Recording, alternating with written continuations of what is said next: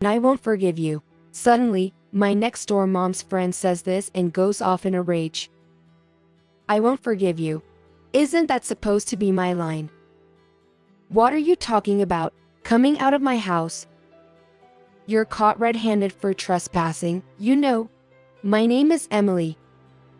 I'm 45, married to a husband who gets drunk and leaves things behind in bars and trains every day. Maybe I should just sew valuables into his clothes. Just kidding. But there are things in this world scarier than forgetfulness. A few months ago, I noticed that our electricity bill for our detached house was higher than usual. Even though electricity rates are up nationwide, it was more than I expected. Well, it's winter, and we have all electric appliances, so maybe we were using more than usual. So we started to save energy. However, the next month, and the month after that, the electricity bill was slightly higher. Both my husband and I work, and our daughter Catherine is in elementary school. The house is empty during the day. We've been taking thorough energy-saving measures now, diligently turning off unnecessary lights, but I can't think of any excessive use. I wondered if there was some unnoticed waste and asked on internet forums, but the cause remained unknown. At a gathering of mom friends, I asked, "Has your electricity bill also gone up a lot?" Everyone responded with things like, "Yes, ours too, and maybe the hair dryer time is affecting it," which was a bit of a relief. So, everyone is struggling with this, huh? However, there was one exception. Karen, who lives next door to her house. She scoffed. It's pathetic to make such a fuss over something like an electricity bill. Karen is always like this. She blatantly tries to one-up others. Among the many mom friends, there's one who seems to particularly see me as an enemy, always getting unnecessarily involved with me. Maybe she doesn't like that our houses are next to each other, or that I, younger than her, get along well with other moms of her age. She's the daughter of some company's president. Her husband took over her family's business and is now CEO. Karen always goes out of her way to say, "I've never had to worry about money." To us, though, the company's name is unheard of, and they don't seem particularly wealthy. She might be struggling with personal relationships more than money, I think, feeling not the slightest bit envious. This electric bill issue is one example. Whenever we talk about ordinary family finances, like how expensive the kids' school bags are, she invariably brags. That was nothing for us. We bought the best one. It's her usual way to assert dominance. Not showing annoyance is the terrifying part of mom-friend relations, even if you find her tiresome. Everyone's a parent, so no one wants to single out Karen, especially when we teach our children to get along with their friends. It would be embarrassing to act in a way we couldn't explain to our kids. But this adult response seems to have emboldened Karen. The rise in electricity costs is trivial, isn't it? It'd be pitiful to make the kids endure because of that, don't you think? I'm exasperated by Karen's laughing but reply casually. It's good for children to know about saving when they become independent, isn't it? You plan to make them save when living alone. Unbelievable. You should support your child if they're trying their best alone. Somehow? This turned into a lecture. Why should I have to send them money? While everyone was at a loss for words, Karen started bragging about something no one asked. We went to a French restaurant recently.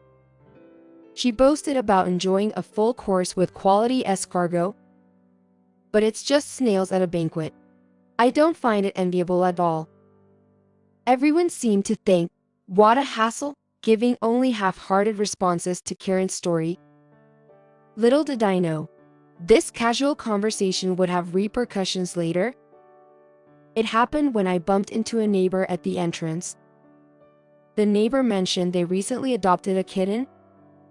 and we were having a pleasant chat about cats when Karen came out from next door, saying, "Oh, both of you together," and happily joined us.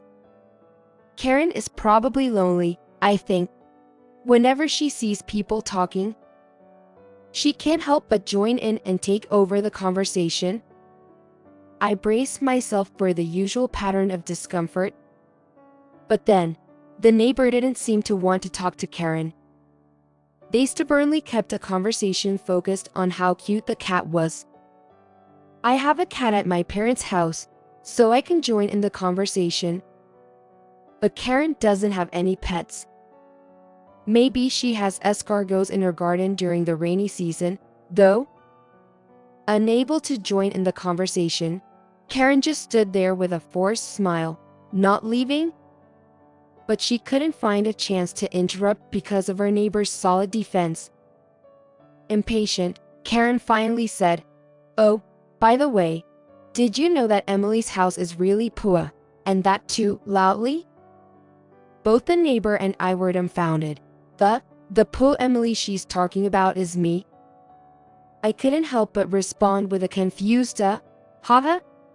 Emily goes around bragging about her misfortunes to her mom's friends because of the increased electricity bill.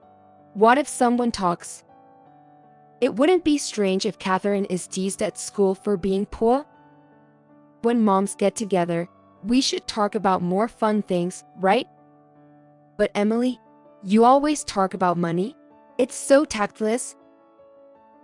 But I like you, Emily. You must be a bit naive, he? So cute. By the way, I went to a French restaurant the other day. Rather than just feeling irritated, a lingering anger started to grow in me. And I probably glared at Karen. Sensing her mood, the neighbor said, "Oh, I just remembered I left the laundry out and it's going to rain this evening. I better get back home," and hurriedly left. By the way, the forecast had been clear skies from Monday to Friday. Karen must have been frustrated that her snail talk didn't catch on, and the neighbor even escaped. You could have been a bit more entertaining, like a clown, to keep the conversation going. I gave you a chance, and what do?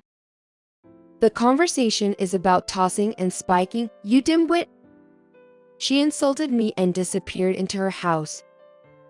Why do I have to set up perfect tosses for your stories?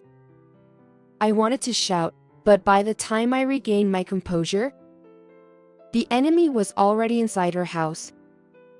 I went home, buried my face in a cushion, and screamed in a muffled voice, "This is ridiculous." I couldn't sleep that night due to my anger and ended up venting to my husband over drinks. Emily seemed stressed. Good thing I got this. What's this?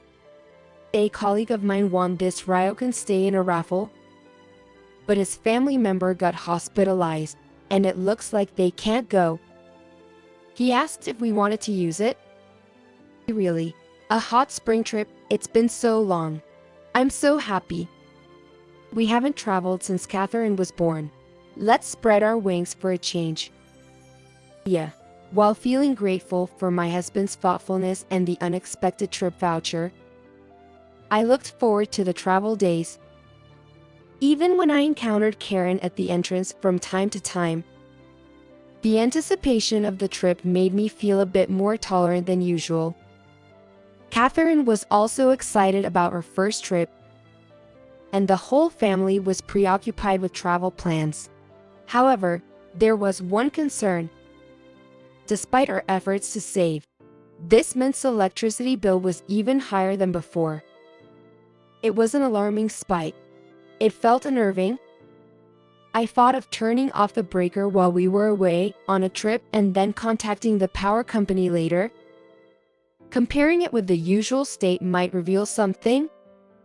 With that in mind, I turned off the breaker and left for a 2-night, 3-day hot spring trip with my family.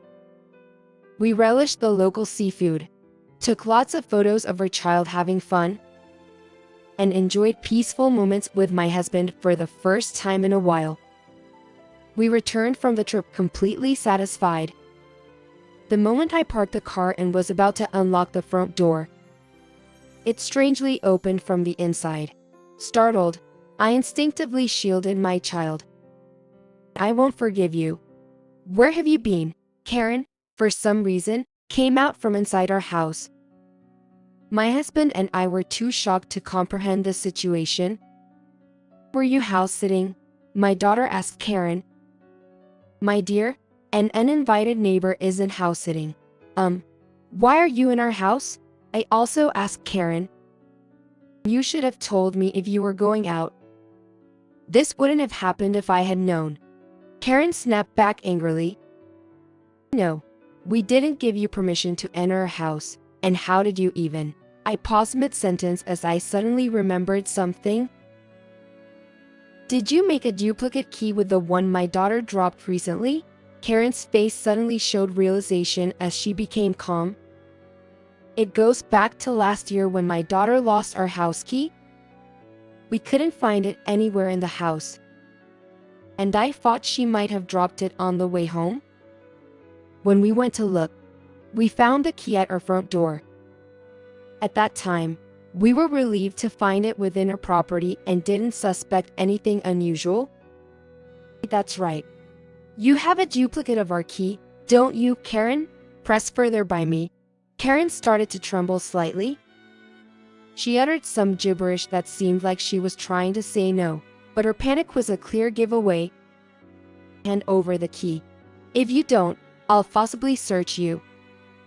I'm the daughter of a CEO. Do you know what will happen if you do that?" Karen retorted defiantly. "Well, it's not like your husband is the CEO. And being a CEO's daughter doesn't exempt you from the law. If you made a duplicate key and entered, it's you and your family's company that should be worried about what happens next." Faced with my blunt logic, Karen fell silent and had no comeback. Yet, she refused to hand over the key. With no other choice, I forcefully took her to the Japanese-style room and, as declared, performed a body search. A key, identical to ours, emerged from her pants pocket. I handed it to my husband to test it outside, and the key worked. It was undoubtedly a duplicate of our house key. "Karen, why did you do this? How long have you been doing it?" "I just happened to see Catherine drop the key. It was a whim. I've never lived in a poor person's house, so I wanted to see what it was like." What an inconvenient curiosity. To make matters worse, Karen started saying, "I thought observing the life of a poor commoner would help me liven up conversations with others. I had a hunch, but she's a bundle of need for approval.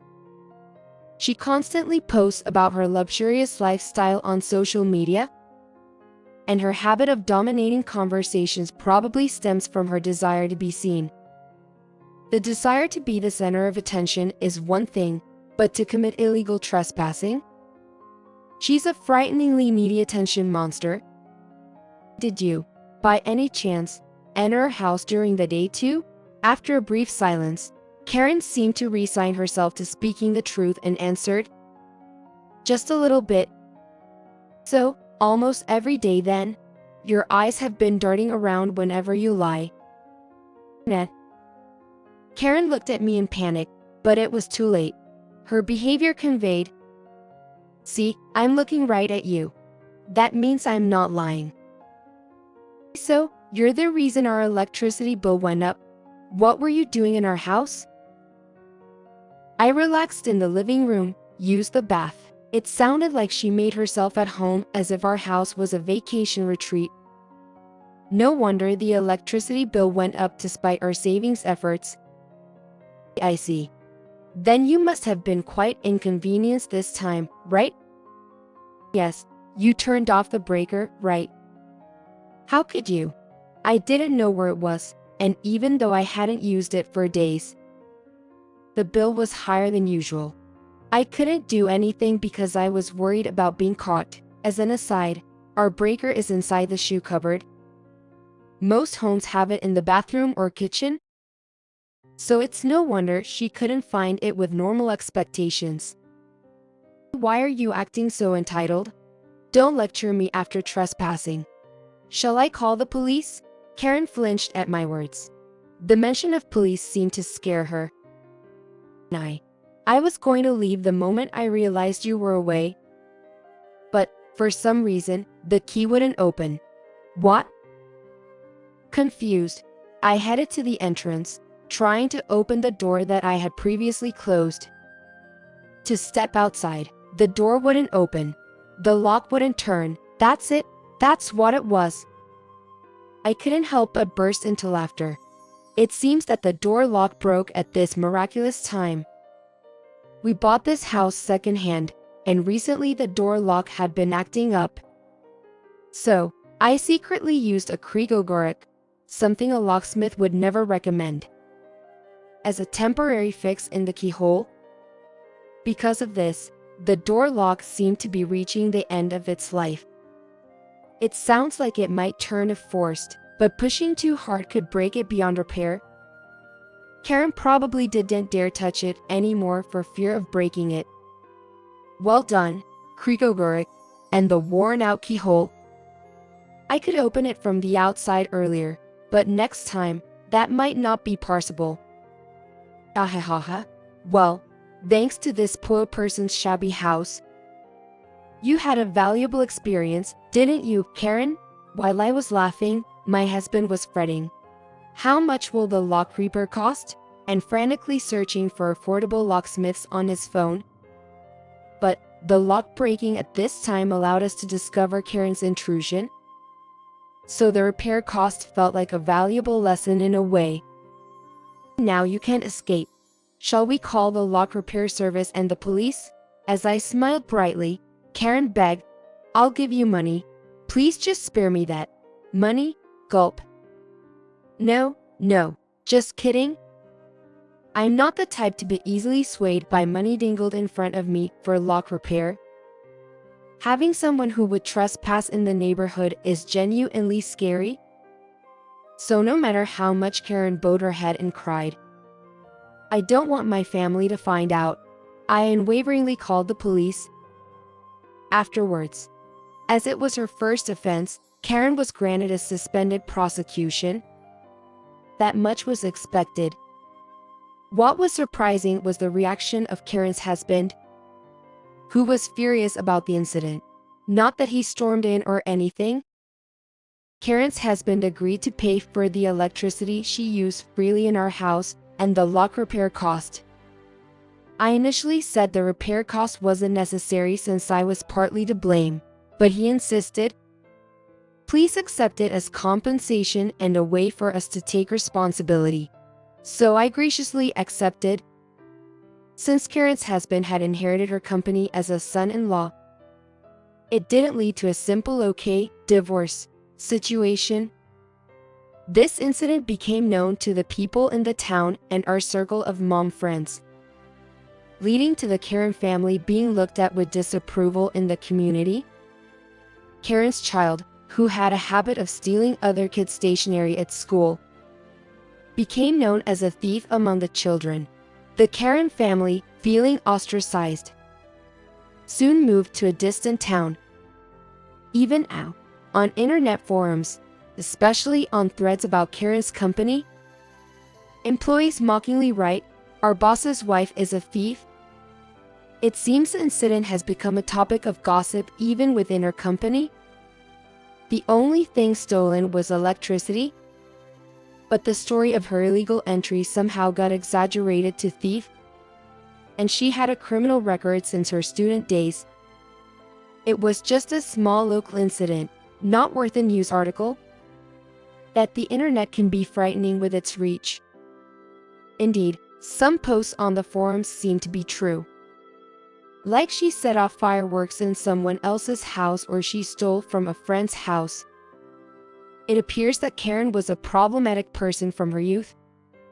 To have one's past mistakes exposed as an adult, it's karma for not atoning properly and continually committing wrongs.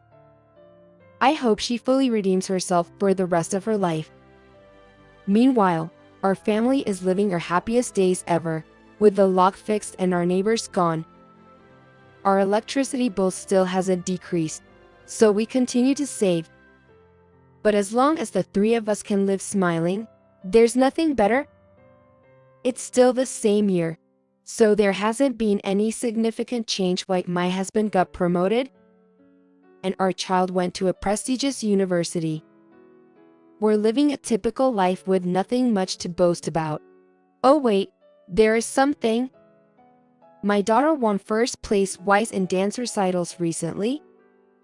Just that, you might ask, but you never know. She might become an idol in the future. I know it's just a parent's wishful thinking, but dreaming about your child's growth is the greatest happiness for a parent. My husband and I want to continue watching over her growth. That's what I'm thinking.